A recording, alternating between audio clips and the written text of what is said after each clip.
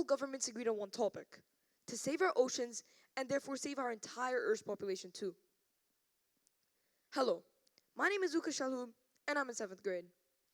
Please keep listening to me. I swear, I'm an experienced diver and I've seen firsthand how marine life is being affected by pollution.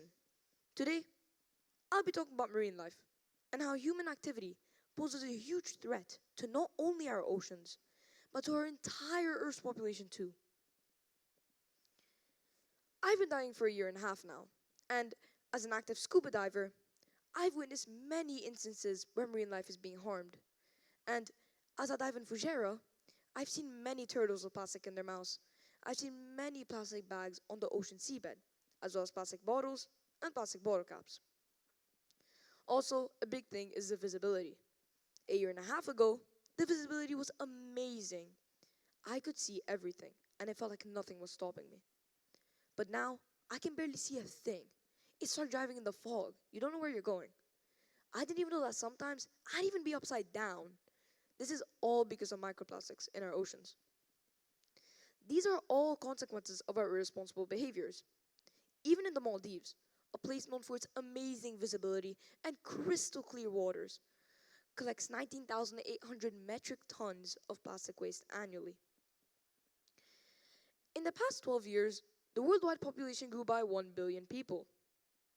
As the trend grows, difficulties in feeding the entire population start to arise, and many life-threatening challenges start to pop up. Now, I have a question for you. Do you know what the biggest food source in the world is? Well, with a whopping 180 million tons of seafood consumed every year, seafood is one of the largest food sources in the world.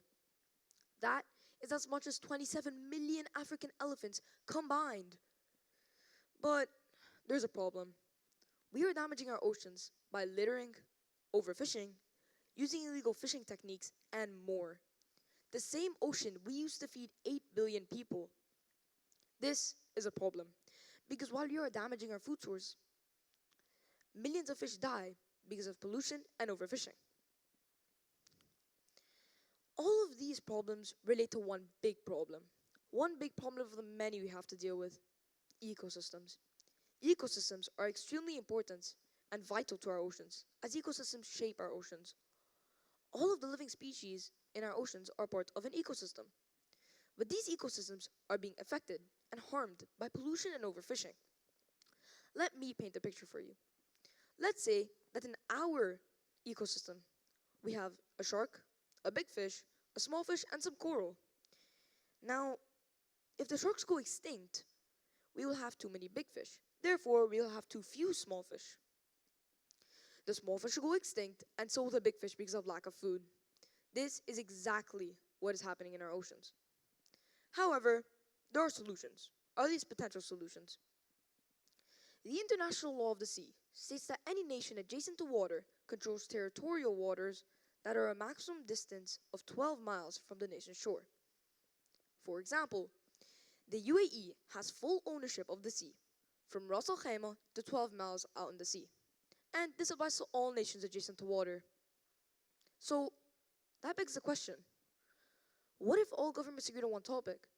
To save our oceans and therefore save our entire Earth's population too? Well, to answer this what if question, we need to think of what is happening now. We have pollution, littering, overfishing, using illegal fishing techniques, coral reefs being destroyed, and more. So, what can we perhaps do about this dilemma? To start, we can educate people and enforce more laws on recycling. Yeah, I know, this is really repetitive and boring, but I have to emphasize this as this plays a significant role in the future of our world. Teenagers, in particular, could make a difference by throwing plastic in the right trash bin, the recycling one, and not just anywhere on the floor. This way, our loose trash will end up in our oceans.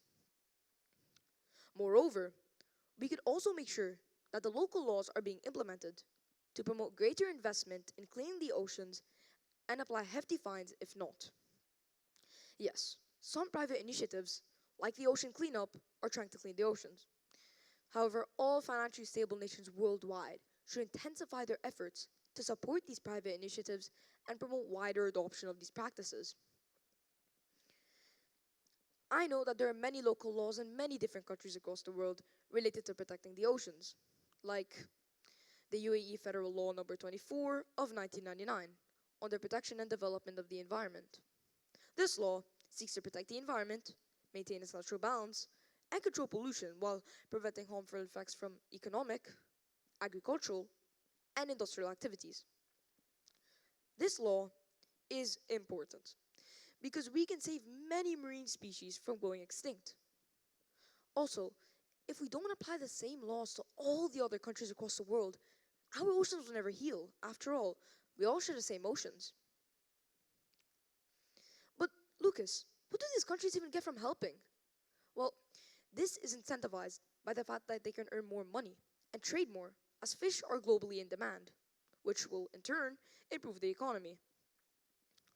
So, if you don't recycle and enforce more laws on recycling, who knows what will be left of our oceans? I believe we are extremely lucky to be living in the UAE, and as a future ready government is always at the forefront of helping humanity as a whole. The UAE government can lead the way and enforce change. But this shouldn't be the norm. We are better than this, and I have made it my life's mission to present to influential audiences, like yourselves, to raise awareness of this important topic across the world and make a difference. Let us make our oceans cleaner for not only underwater explorers and future divers like your kids, but for everyone and for the animals to live a long, healthy, and fulfilling life. It is our responsibility to keep the legacy of our ocean for everyone, for ourselves, for future generations, and for other communities.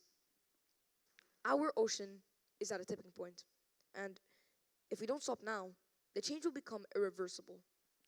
We have to encourage those empowered it, we have to encourage those in power to act because the time to change is now.